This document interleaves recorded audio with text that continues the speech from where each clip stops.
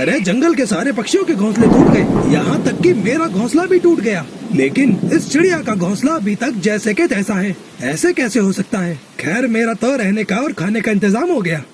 ये चिड़िया कौन है? इतनी तेज बारिश में भीग रही है, शायद किसी मुसीबत में है। मुझे उसकी मदद करनी चाहिए। टुनटुनी चिड़िया भोजन की तलाश में भटक रही थी।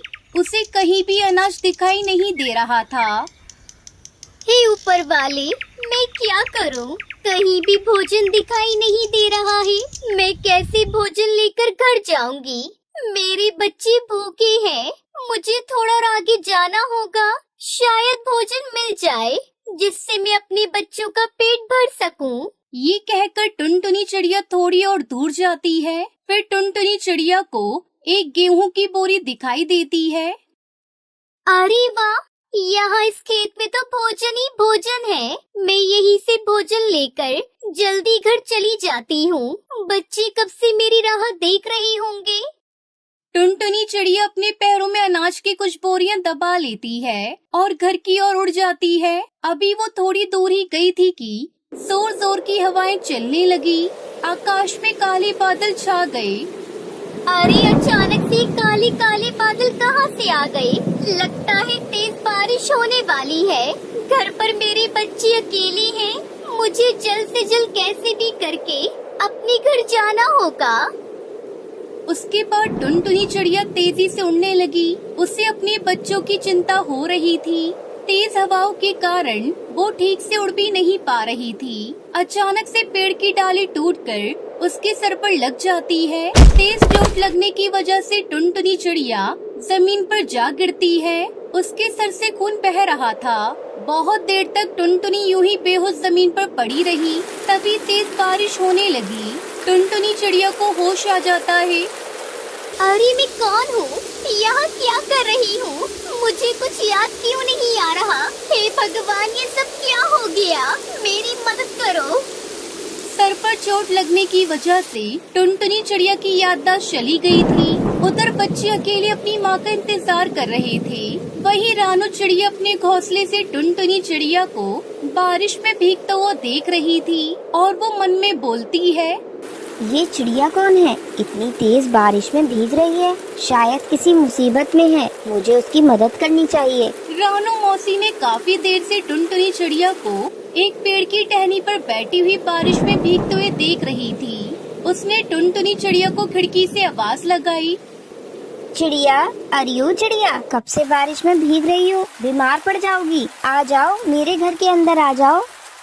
फिर टुनटुनी चिड़िया रानू मौसी के घोंसले के अंदर आ जाती है। रानू मौसी ने देखा कि टुनटुनी चिड़िया के सर से तो बहुत खून बह रहा था। अरे तुम्हारे सिर पर तो गहरा जख्म है, लाओ मैं मरहम पट्टी कर देती हूँ।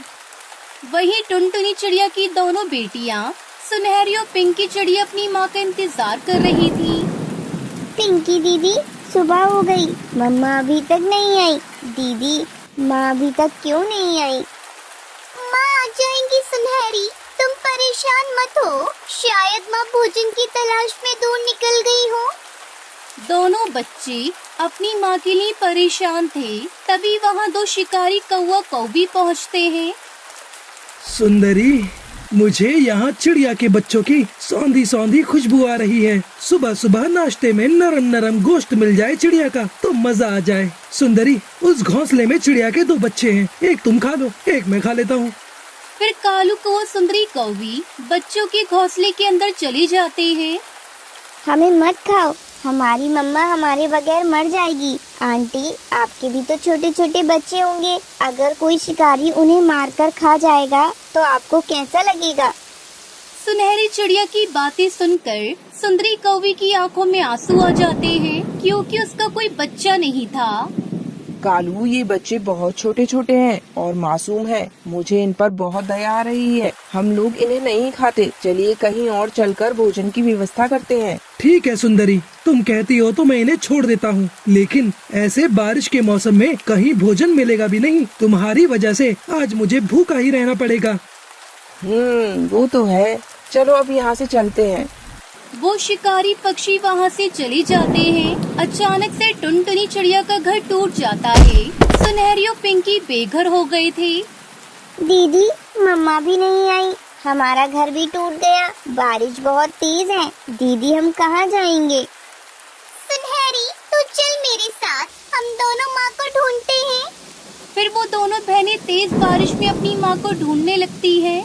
वहीं रानू चिड़िया कहती है, इस चिड़िया को तो कुछ याद नहीं, अब मुझे ही कुछ करना होगा। मैं इसे जंगल ले जाती हूँ, शायद इसे वहाँ कुछ याद आ जाए। फिर रानू चिड़िया टुनटुनी को जंगल की ओर ले जाती है और एक पेड़ की डाल पर बैठ जाती है। तभी थोड़ी देर बाद उसकी दोनों बेटियां वहां से गुजर रही होती हैं और सुनहरी चिड़िया अपनी माँ टुनटुनी को देखकर वहीं रुक जाती है। दीदी, वो देखो, माँ हमारी मिल गई। फिर वो दोनों अपनी माँ के पास जाती हैं। माँ, आप हमें ऐसे क्यों छोड़कर चली गई? आपको पता है, आपके जाने के बाद हम दोनों कितने अकेले हो गए थे। टुनटुनी चिड़िया दोनों छोटी चिड़ियाओं को देखकर बहुत खुश होती है और उन्हें देखकर टुनटुनी चिड़िया को सब कुछ याद आ जाता है। मुझे माफ करना मेरी बच्चियों, अब से मैं तुम्हें कभी छोड़कर नहीं जाऊंगी। तुम नहीं जानती मैंने कैसे दिन बिताए हैं। उस दिन मैं तुम्हारे लिए भोजन लेकर आ रही थी, लेकिन तेज बारिश की वजह से मेरे साथ हादसा हो गया, जिसकी वजह से मेरी याददाश्त चली गई। वो तो शुक्र है रानू बहन का, जिन्होंने मेरी इतनी मदद की। माँ, पता है, बहुत तेज बारिश की वजह से हमारा घोंसला भी टूट गया। अब हम कहाँ रहेंगे? अरे बच्चों, तुम फिक्र मत करो। टुनटुनी, मेरे घोंसले के बाहर बहुत सारे हरे पत्ते रखे हुए हैं, क्यों ना तुम उनसे अपना घोंसला बना लो। फिर टुनटुनी चिड़िया उसकी दोनों बेटियां पत्तों से मजबूत घर बनाती हैं। देखो बच्चों, हमारा पत्तों का घर तैयार है। अब हमें दर बदर की ठोकरें नहीं खानी पड़ेंगी। अब हमारे पास अपना खुद का घर है, जिसमें हम एक साथ रहेंगे। माँ देखो, हमारा घर कितना सुंदर लग रहा है। अब हम आराम से रहेंगे इस घर में। रानू मौसी, आपका बहुत बहुत शुक्रिया। अगले दिन तेज बारिश और तूफान शुरू हो जाता है और सभी पक्षियों के घोंसले टूट जाते हैं और तेज बारिश में सभी पक्षी बहने लगते हैं। लेकिन टुनटुनी चिड़िया का अकेले घोंसला बचा हुआ था। तभी शिकारी चील शिकार की तलाश में वहाँ भटक रहा था और वो टुनटुनी के घोंसले को देखकर कहता है, अरे, जंगल के सारे पक्षियों के घोंसले टूट गए, यहाँ तक कि मेरा घोंसला भी टूट गया। लेकिन इस चिड़िया का घोंसला अभी तक जैसे के तैसा है। ऐसे कैसे हो सकता है? खैर, मेरा तो रहने का और खाने का इंतजाम हो गया। ऐसा सोचकर चील टुनटुनी चिड़िया के घोंसले के पास जाता है और दरवाजा खटखटाता है। कोई है? मेरी मदद करो, मुझे थोड़े दिन के लिए रहने की जगह दे दो। चील की आवाज सुनकर टुनटुनी चिड़िया उसके बच्चे बहुत डर जाते हैं। माँ, ये तो शिकारी चील है, अब हम क्या करेंगे?